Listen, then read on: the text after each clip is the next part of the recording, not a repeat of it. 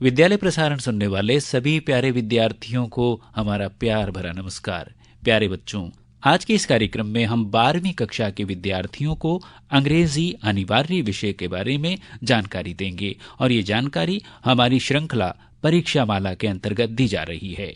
ये महत्वपूर्ण जानकारियां आपको सुना रही हैं राजकीय बालिका उच्च माध्यमिक विद्यालय तलवंडी कोटा की अध्यापिका श्रीमती मंजूषा यादव।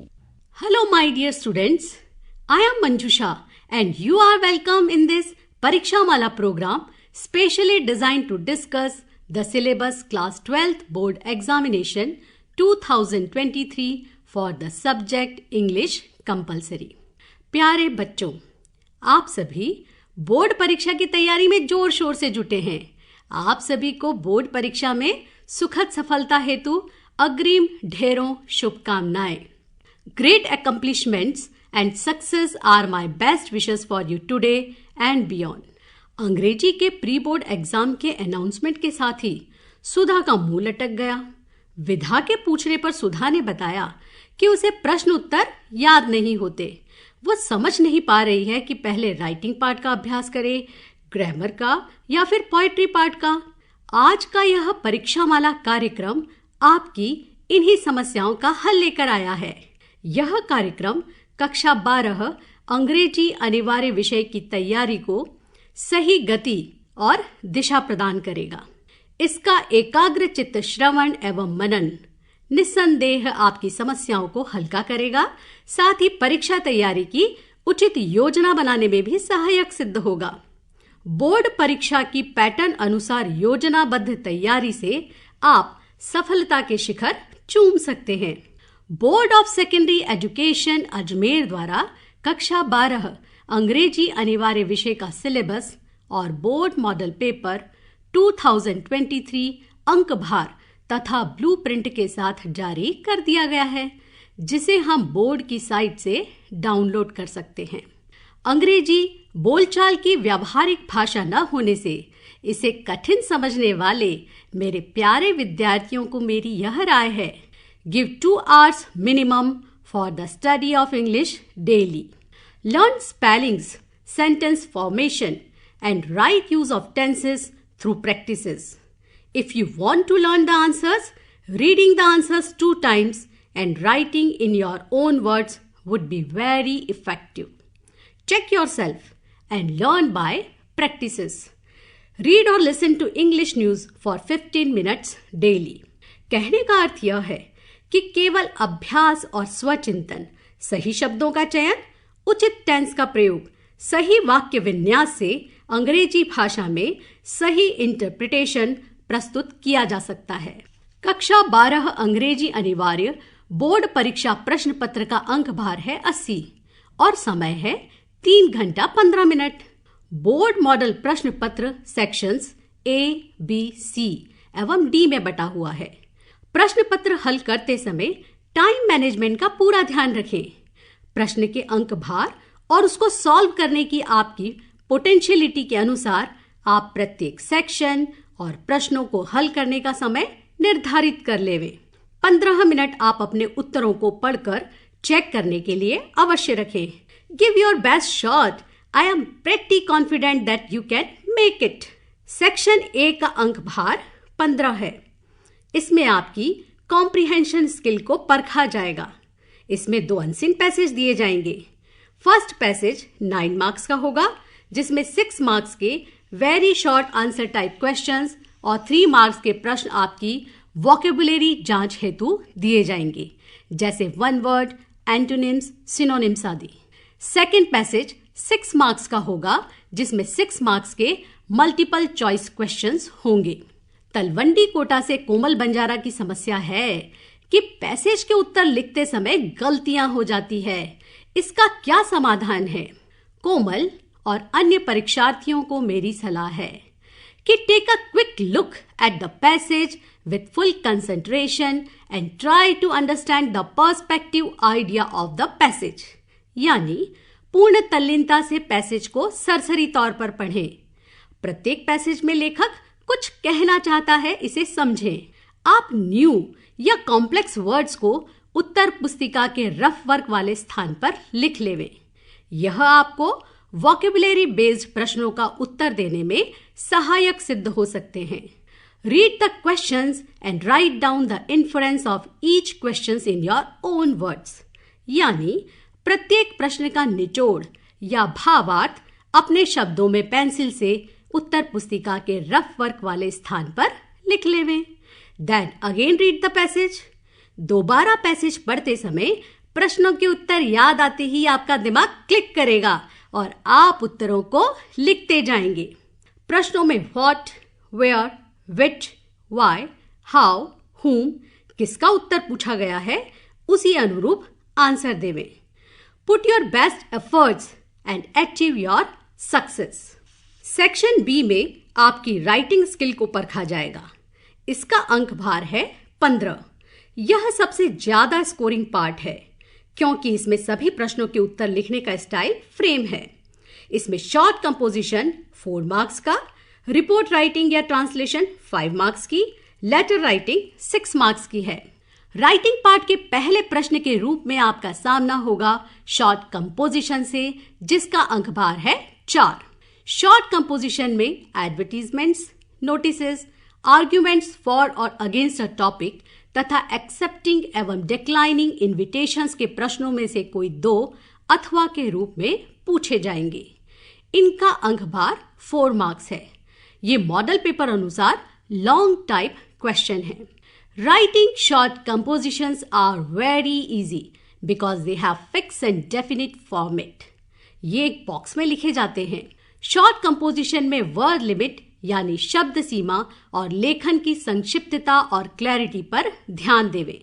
क्लासिफाइड एडवर्टीजमेंट के विभिन्न प्रकारों को लिखने के तरीके की प्रैक्टिस अवश्य करें। प्रत्येक प्रकार को लिखने के स्पेसिफाइड मैनर को फॉलो करें। बॉक्स बनाने के बाद टॉप पर हेडिंग बोल्ड लेटर्स में लिखकर एडवर्टीजमेंट के विषय के अनुसार वांटेड, अलायंस, इनवाइटेड, अवेलेबल जैसे वर्ड्स का प्रयोग करते हुए लिखना चाहिए। नोटिस लिखते समय बॉक्स में टॉप पर इशूइंग ऑर्गेनाइजेशन का नाम बोल्ड कैपिटल लेटर में लिखें। नीचे लेफ्ट में डेट, सेंटर में नोटिस कैपिटल लेटर में लिखकर अंडरलाइन करना ना भूलें। नोटिस की हेडिंग भी कैपिटल लेटर में लिखने के बाद मेन बॉडी संक्षिप्त में लिखें। बॉटम लेफ्ट में इशूइंग अथॉरिटी का नाम और डेजिग्नेशन लिखने से आपका नोटिस परफेक्ट हो जाएगा। आर्ग्यूमेंट्स फॉर यानी पक्ष और अगेंस्ट यानी विपक्ष में लिखने के लिए पहले दिए गए टॉपिक का मनन करें। टॉपिक के पक्ष में या विपक्ष में आर्ग्यूमेंट्स देते समय तथ्यों, प्रमाणों, आंकड़ों, संदर्भों का प्रयोग करना चाहिए। आप दिए गए टॉपिक को सेंटर में लिखें और पूर्ण आत्मविश्वास से अपने कथन को दृढ़ता से शब्द सीमा का ध्यान रखते हुए प्रस्तुत करें। शॉर्ट कंपोजिशन में अगले प्रश्न के रूप में इनविटेशन रिप्लाई से आपका सामना हो सकता है। एक्सेप्ट और डिक्लाइन करने के लिए फॉर्मल और इनफॉर्मल इनविटेशन का फॉर्मेट अलग अलग होता है, इसका विशेष ध्यान रखें। रिप्लाई को भी बॉक्स में लिखा जाता है। फॉर्मल रिप्लाई 3rd पर्सन में लिखा जाता है। रिप्लाई लिखते समय इनविटेशन देने वाले को थैंक्स और बेस्ट विशेस जरूर इंगित करें। इनविटेशन अस्वीकार कर रहे हैं तब भी थैंक्स देने के बाद उचित रीजन अवश्य लिखें। राइटिंग पार्ट में नेक्स्ट क्वेश्चन रिपोर्ट राइटिंग तथा translation of the passage into Hindi 5 marks का आएगा। इसकी शब्द सीमा है 100 वर्ड्स। यह ऐसे टाइप क्वेश्चन है। कोटा से ही एक छात्रा नेहा शाक्यवाल की समस्या है कि रिपोर्ट राइटिंग को कैसे इफेक्टिव बनाया जाए। नेहा और आप सभी को मेरा सुझाव है, at first you have to write heading in bold capitals letters at the center of the top. Beneath the topic, write the report writer's name, rank and newspaper name. Start with the place and date of reporting. Report एक बीत चुकी घटना या किसी event का लेखा जोखा होता है। Report writing is a description of the situation that has been seen, heard, or done by a person. Use past tense in description. Use simple language.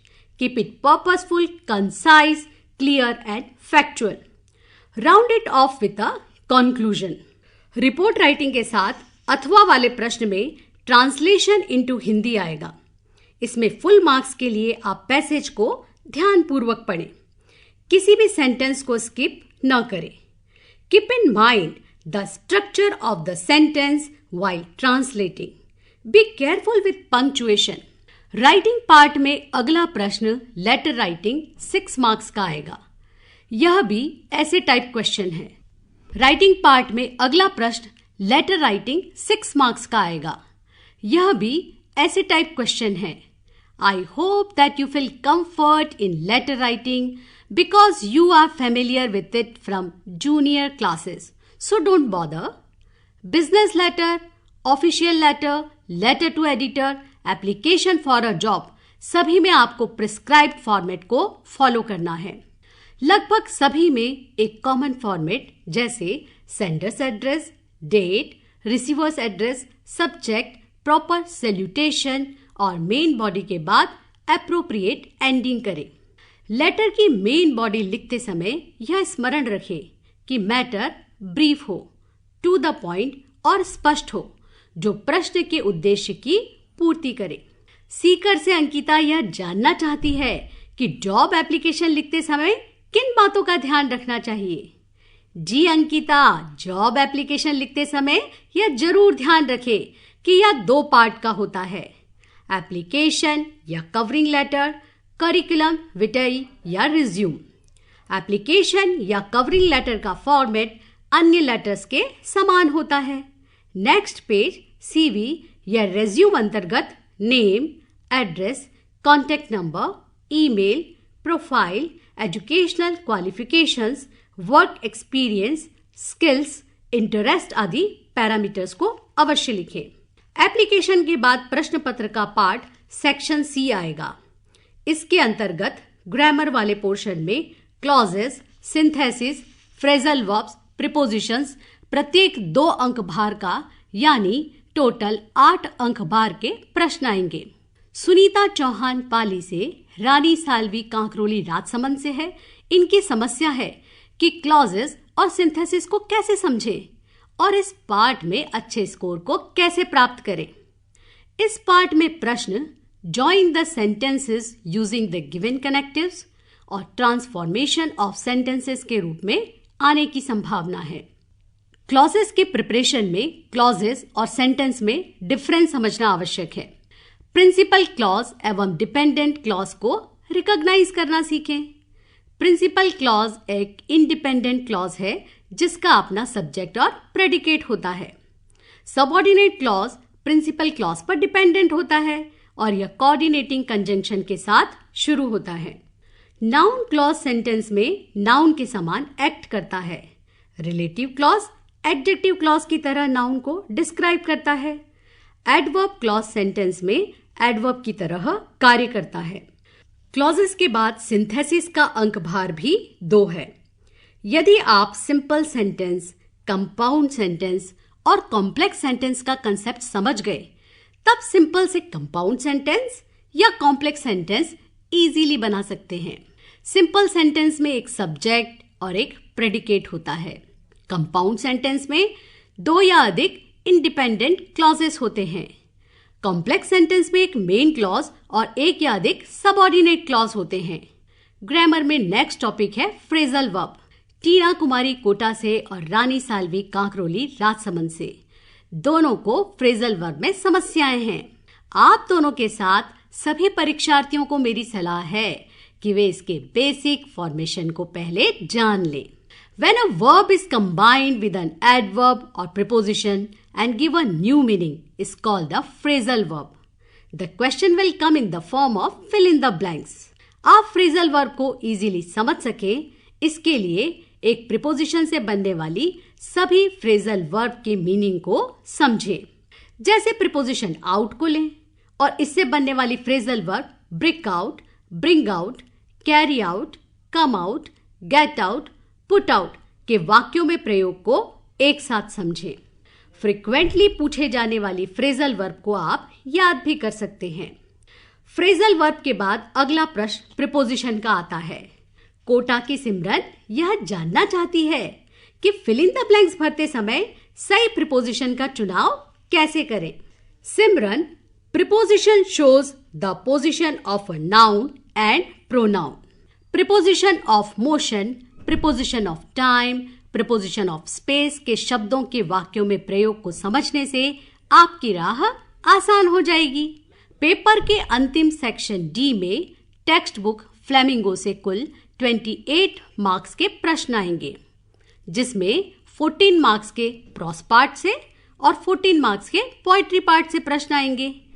Flamingo से 6 very short answer type question, 4 short answer type question, 2 long answer type question, एक ऐसे type प्रश्न आएंगे। Book Vistas से भी 14 marks के प्रश्न उत्तर हल करने के लिए दिए जाएंगे। एक long answer type question, 2 short answer type question और 6 MCQ दिए जाएंगे। राजू सोनी बिजवाड़िया जोधपुर से, धर्मवीर सिकंदरा दौसा से और मेरी क्लास के भी कुछ स्टूडेंट्स की समस्या है कि उन्हें प्रश्न उत्तर याद नहीं होते। इन सभी को मेरी सलाह है कि उत्तर रटने का प्रयास न करें, यह संभव और उचित नहीं है। आप कंप्लीट चैप्टर एक बार सरसरी तौर पर पढ़ें और उस लेसन के सेंट्रल आइडिया, कहानी के मूल भाव को समझें। प्रश्न उत्तर की भी रीडिंग करें। अब आप पुनः प्रश्न के उत्तरों को पढ़ें और ओन वर्ड्स में आप कीवर्ड्स, मेन पॉइंट्स या शॉर्ट नोट्स लिखें। लगभग 15 दिन के निरंतर अभ्यास से आपको प्रश्न उत्तर लिखने का अभ्यास हो जाएगा। यानी चैप्टर की थीम आत्मसात होते ही आगे की प्रक्रिया आसान। इस सेक्शन के पोइट्री पार्ट में आप अच्छी स्कोरिंग पा सकते हैं। पोएम की थीम समझ लें, पोइट कविता की पंक्तियों में क्या कहना चाहता है भावार्थ समझ लें और ओन वर्ड्स में मेन पॉइंट्स लिखने का अभ्यास साथ साथ करें। यह 14 मार्क्स आज ही अपनी मुट्ठी में करने का प्रयास शुरू कर दे। बोर्ड परीक्षा आंसर कॉपी में अपना रोल नंबर करेक्ट लिखें। उत्तर लिखते समय सही प्रश्न संख्या और सेक्शन मेंशन करें। आई hope that this session will be proved problem solving for you. इस कार्यक्रम में मैंने आपकी शंका और प्रश्नों का समाधान करने का पूरा प्रयास किया है। All the best for your examination. आपको सलाह है कि टाइम मैनेजमेंट का ध्यान रखें, पौष्टिक भोजन और भरपूर नींद लें, सोशल मीडिया से दूरी बनाए रखें, इंग्लिश की विषय वस्तु का दोहरान करते रहें, पढ़ने के बीच में ब्रेक लेते रहें। Have faith in yourself and do your best. So don't stress, do your best, forget the rest, believe in yourself and all the best.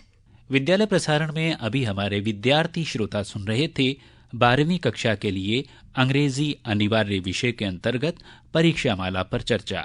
जानकारी दे रही थी राजकीय बालिका उच्च माध्यमिक विद्यालय तलवंडी की अध्यापिका श्रीमती मंजूषा यादव। ये कार्यक्रम आकाशवाणी कोटा बूंदी पर तैयार किया गया। प्यारे बच्चों, अब आज का विद्यालय प्रसारण समाप्त करते हैं। अपने रेडियो भैया रामनारायण को अनुमति दीजिए। नमस्ते।